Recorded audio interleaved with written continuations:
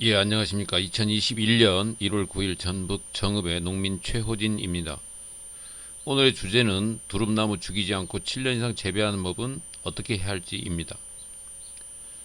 많은 원인이 있고 방제법과 예방법이 있지만 오늘은 특별히 칼슘제를 이용한 병해 방지법만 살펴보고자 합니다.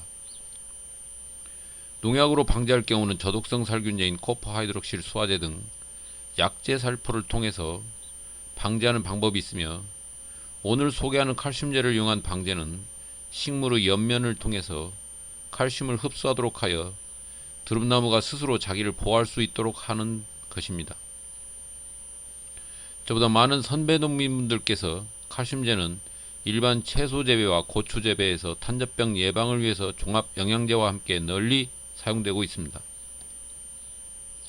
두릅도 칼슘제를 옆면 살포하면 곰팡이나 바이러스성 역병에 효과가 있을 거라는 가정하에 영상을 제작하는 것입니다.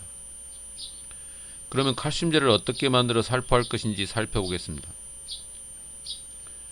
준비할 재료는 인터넷으로 중국산 염화칼슘 20kg 한 포대 또는 두부 응고용 염화칼슘 20kg 한 포대와 붕산 500g 소포장 2개 정도를 구매하면 모든 재료 준비는 끝납니다. 가격은 염화칼슘은 한 포대에 1만원 내외이며 붕산은 수용성 옆면 살포제용으로 한 포에 4,000원 내외입니다. 매우 저렴합니다.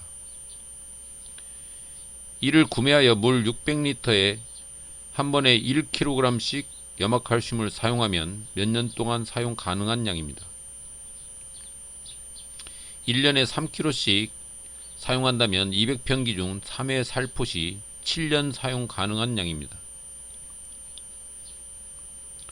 칼슘제 600리터를 제조하면 두릅밭 200평에서 300평 정도 사용 가능합니다. 이제 구매한 재료로 두릅밭에 도포할 칼슘제를 어떻게 제조하는지 방법을 말씀드리겠습니다.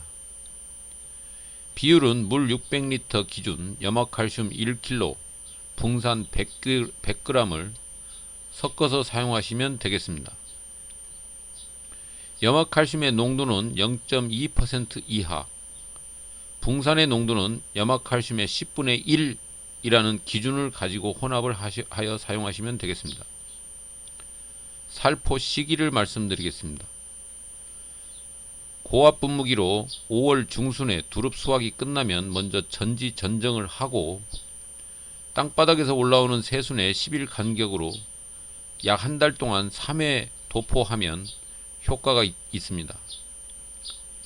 한여름 두릅이 무성하게 우거지면 밭에 밀식 재배한 곳은 감히 사람이 밭 내부로 들어갈 수도 없는 경우가 많아서 방제도 할 수 없는 경우가 많습니다.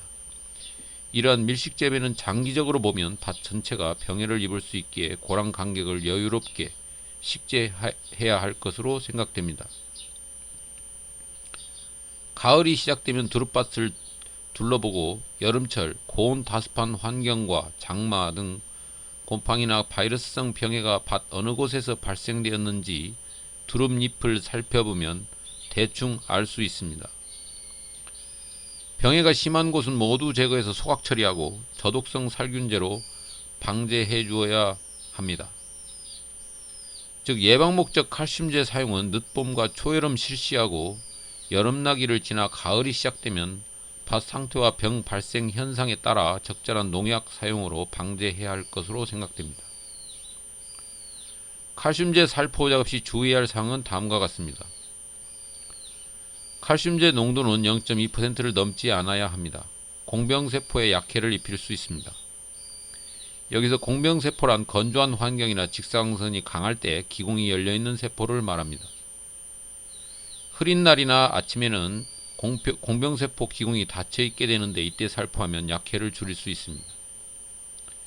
물 600리터에 염화칼슘 1kg를 타면 칼슘의 농도는 1 나누기 600 곱하기 100 하면 0.16%가 되며 염화칼슘의 칼슘 함량은 74% 정도 되므로 0.16 곱하기 0.74 하면 0.12%가 최종 칼슘 농도가 나옵니다. 아까도 말씀드렸지만 붕산은 염화칼슘의 10분의 1을 기준으로 하여 혼합하시면 되겠습니다. 또 다른 주의사항은 칼슘 연면살포와 살균제 농약을 혼합해서 사용하지 말 것을 권고합니다.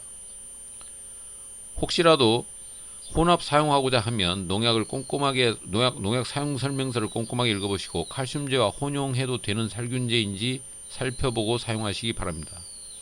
당연히 칼슘제와 살균제를 같이 혼용하시면 노동력이 많이 절감됩니다. 이번에는 병해와 관련된 식재 간 거리를 다시 한번 깊이 살펴보겠습니다.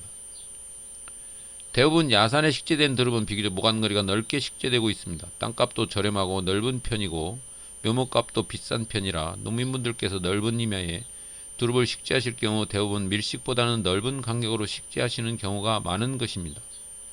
이는 밭에 식재하는 경우가 좀 다릅니다. 밭은 경작지를 효율적으로 사용하려다 보면 당연히 고랑 간격을 1m에서 1.5m 사이로 하며 모관 간격은 50cm에서 80cm 또는 1m 간격으로 식재를 하는 경우가 많습니다. 재배 1년 차에는 그다지 문제가 없을 수도 있겠으나 2년, 3년 차에는 밀식 재배로 인한 병해가 매우 우려되는 점이라 하겠습니다. 하지만 농민분들께서는 나중에 캐어서 묘목을 팔고 적당한 간격을 유지하면 되겠지 하시는 분들이 대다수입니다. 이런 관계로 식재 간격과 거리는 각자 취향에 따라 다양할 수 있으며 누가 뭐라 해도 각자 선택사항이 되기 마련입니다. 하지만 분명한 것은 밀식 재배로 인한 병해는 피해야 한다는 것입니다. 온도가 26도 이상, 습도가 90% 이상일 경우, 통풍마저 잘 안되거나 장마까지 겹치는 경우 역병이든 곰팡이병이든 발생하기 좋은 조건이 되며 비배관리까지 잘못된 경우 어느 날 두릅나무 전체가 전멸할 수도 있다는 것을 간과하면 안되겠습니다. 특히 두릅은 3개월 단위로 윤작되는 일반 채소와 달리 한 곳에 식재하면 수년에 걸쳐 지속적으로 관리되며 자라기 때문에 어느 해 국소적으로 또는 일시적으로 병이 왔다가 사라졌다 한들 그 포장재가 낙엽이 지어 보이지 않는 듯 하다가 이듬해에 밭 전체적으로 퍼지는 경우가 많습니다. 이런 관점에서 두릅 식재 간격을 역병 예방에 맞추어서 살펴보면 제 생각에는 고랑 간격은 1.8m 이상으로 하는 것이 가장 이상적이라고 생각됩니다. 이는 1년차 잡초 문제와 2년차, 3년차 대목이 번식하고 모관 사이에 분지가 발생해서 적정한 두릅 나무의 밀도를 감안한 식재거리라 하겠습니다. 통풍이 잘 되고 고랑 사이로 약재 살포와 작업로를 확보하기 위해서는 1.2m 간격보다는 1.8m가 좋아 보인다는 것입니다.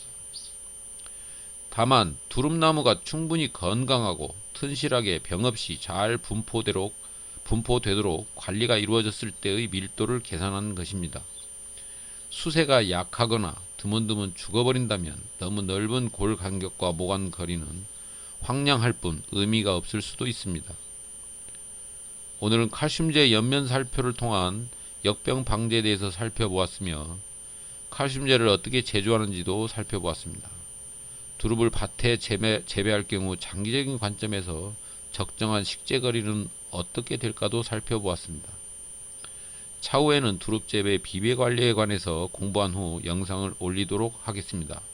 모쪼록 두릅 재배의 높은 소득을 모두 다 달성하시기를 기원합니다. 감사합니다.